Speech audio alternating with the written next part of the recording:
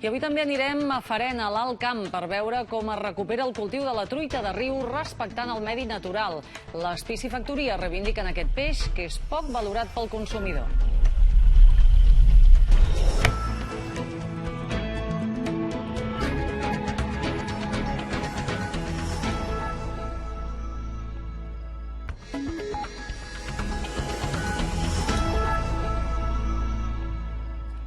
La truita de piscifactoria té moltes propietats, però els clients hi tenen poca tirada. El Departament d'Agricultura i la Fundació Alícia han organitzat unes jornades a Farena, a l'Alt Camp, per promocionar-les. A les comarques tarragonines justament hi ha dues instal·lacions on es crien.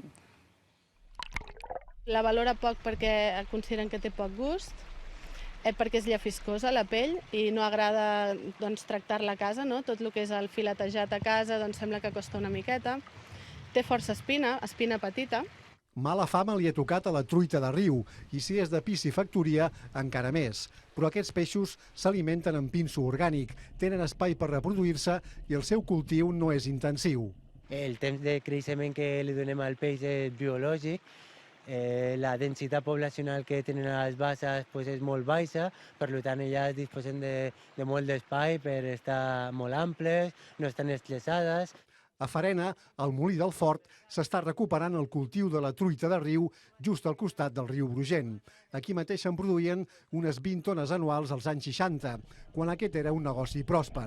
Ara es cultiva a petita escala i es treballa per incloure aquest producte en les cartes dels restauradors. Es calcula que l'any 2030 el 65% dels aliments aquàtics seran de piscifactories. El que és un fet és que el peix ha arribat a un punt que no n'hi ha més. S'ha de cultivar, doncs anem a cultivar-lo bé i ensenyem el que és cultivar-lo bé, fem una aqüicultura sostenible. Les truites de riu s'engreixen durant uns 27 mesos. Aquesta és la truita irisada, introduïda dels Estats Units als anys 20.